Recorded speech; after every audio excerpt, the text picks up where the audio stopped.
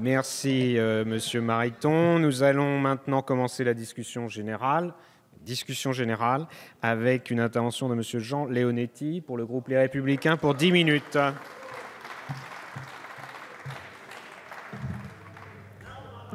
Monsieur le Président, Madame le rapporteur, Monsieur le rapporteur, Monsieur le Ministre, je suis assez étonné du ton. Je pourrais avoir l'attention du ministre une seconde. Merci. Je n'en doute pas. J'aimerais rappeler que nous devrions, sur tous les bancs, être d'accord. Parce qu'y a-t-il quelqu'un dans cet hémicycle, y a-t-il quelqu'un dans ce pays, quelques-uns certainement, mais de manière très probablement pas majoritaire, qui sont pour les gestations pour autrui. À partir de là, la question n'est pas de savoir si nous sommes pour ou contre. La question est de savoir comment nous essayons de mettre fin à cette pratique telle que vient de le répéter M. Mariton. Rappelons simplement qu'est-ce que c'est que la gestation pour autrui et qu'est-ce que ça cache. Les mots cachent souvent des faits. Derrière le vocable, il y a une formulation positive, altruiste. Gestation pour autrui, comme si on allait donner quelque chose à l'autre alors qu'on lui loue son corps. La vocation du ventre de la femme, derrière cet vocable, l'abandon d'un enfant, le fait de le considérer comme un objet commandé, payé à l'avance. Parce que nos corps ne sont pas à louer, parce que les enfants ne sont pas à vendre, parce que les personnes ne sont pas des choses, parce que cette pratique est contraire de toute évidence à la dignité de la personne et à l'indisponibilité du corps humain, elle doit être non seulement interdite en France, mais empêchée. Et c'est bien sur le mot « empêcher » qu'il faut que nous réfléchissions à la situation telle qu'elle était auparavant et qu'elle est devenue. Dans notre pays, le droit qui protégeait est devenu fragile. Même avant la loi de bioéthique de 1994, vous l'avez rappelé, l'interdiction était une constante du droit français. Cette position confirmée par le Conseil d'État, le Comité consultatif national d'éthique, la loi bioéthique de 2011, et je m'en souviens pour en avoir été rapporteur avec un président socialiste, que nous avions réfléchi, faut-il faire des sanctions supplémentaires ? Et à ce moment-là, l'absence de transcription à l'état civil français des enfants nés à l'étranger nous avait semblé, de manière consensuelle, un élément suffisamment dissuasif, et il l'était. Et par la Cour de cassation en 2013, qui a considéré que la GPA représentait un trouble à l'ordre public. Depuis, vous n'avez cessé de mettre des brèches dans cet édifice juridique. D'abord, il y a eu la circulaire Taubira, d'ailleurs citée dans les réseaux des mères porteuses ukrainiennes, puisque vous évoquiez les pays de l'Est. Eh bien, vous avez beaucoup de succès dans les pays de l'Est, puisqu'on cite la circulaire Taubira comme un élément positif permettant de faciliter l'organisation de la gestation pour autrui à l'étranger.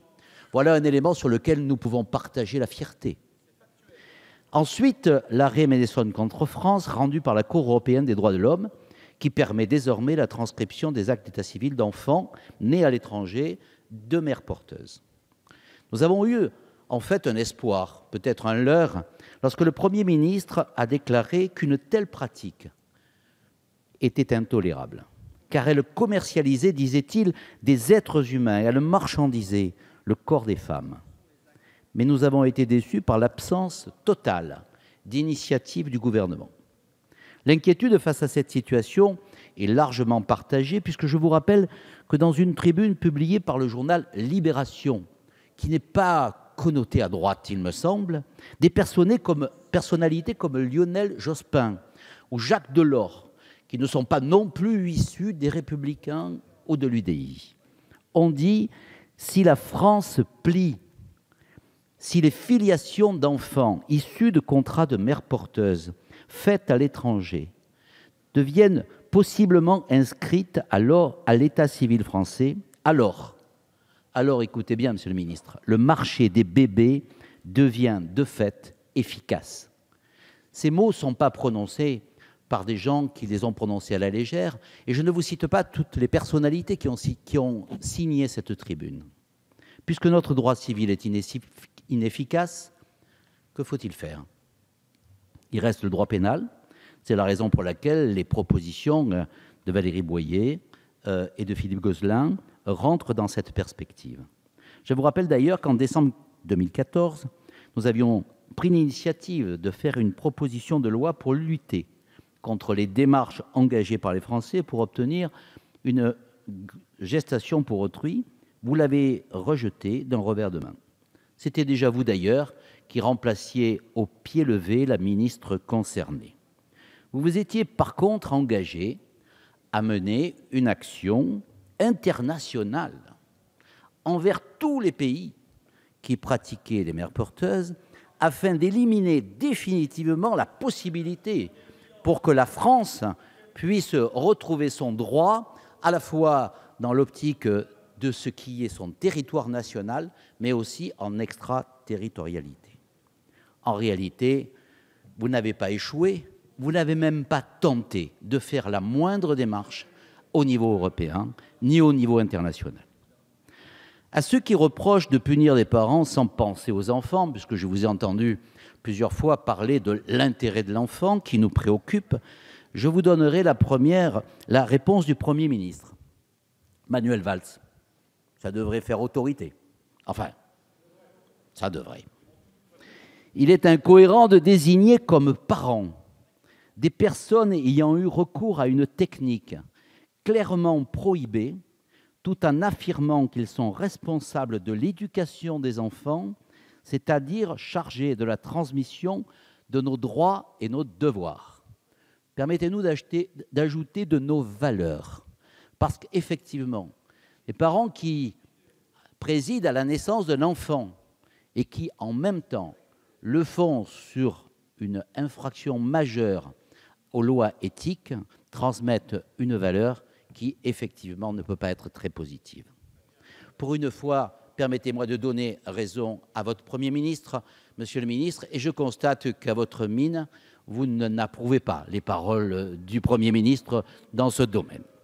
Pour donner une réelle application à la loi française, il faut donc évoluer et faire évoluer les règles territoriales de la loi française en écartant la possibilité de règles de réciprocité ou de dénonciation, dont on sait très bien qu'elles sont impossibles à mettre en œuvre, parce que lorsque vous aurez géré le problème au niveau européen, vous aurez le problème à gérer à l'Est, vous aurez le problème en Inde, vous aurez le problème aux États-Unis et dans les pays étrangers.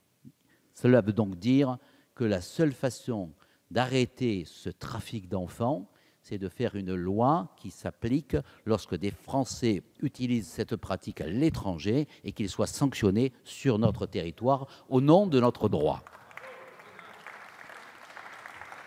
Vous avez l'air de dire que ça n'est pas possible. Et pourtant, ça l'est.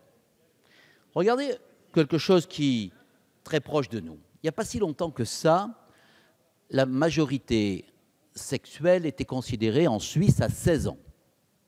Et dans le droit français, eh bien, on n'a pas le droit d'avoir des rapports sexuels avec un mineur de moins de 18 ans.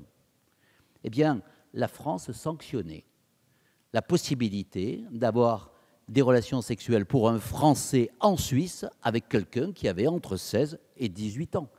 Preuve que l'extraterritorialité en matière d'éthique peut s'appliquer et qu'elle est parfaitement dissuasive. Chers collègues, nous sommes en fait à l'heure de vérité.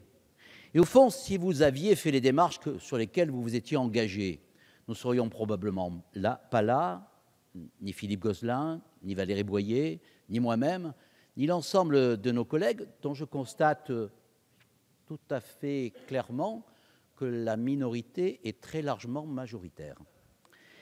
Je voudrais donc rappeler que si vous aviez agi mieux, si vous aviez simplement tenté d'agir, vous auriez prouvé au moins votre bonne volonté. Mais en fait, vous vous satisfaisez très bien de la situation telle qu'elle est. Vous trouvez que c'est très bien de crier que c'est interdit, de faire parler le Premier ministre, et puis en même temps de laisser faire. En fait, c'est peut-être une marque de fabrique de votre gouvernement. Parler haut et laisser faire. Ce serait le minimum qui ferait en fait de permettre que nos actes, vos actes, soient une fois en conformité avec vos paroles. ne pas se borner à opposer le droit national d'une portée limitée à un délit dont on voit très bien que c'est le pire en matière de marchandisation du corps. Certains dans cet hémicycle, probablement pas aujourd'hui, avaient fait valoir leur idée. Je pense à Noël Mamère, par exemple. Je passe à la ministre de l'Éducation. Je termine, Monsieur le Président. Qu'ils étaient pour les mères porteuses. Très bien, c'est un argument. Mais on ne peut pas dire qu'on est contre les mères porteuses et ne rien faire pour l'empêcher. Ensemble, nous devons réagir pour en finir avec cette attitude insupportable et hypocrite qui consiste à condamner dans les paroles et jamais dans les faits les auteurs de tels délits et ceux qui les organisent. Merci, Monsieur Léonetti.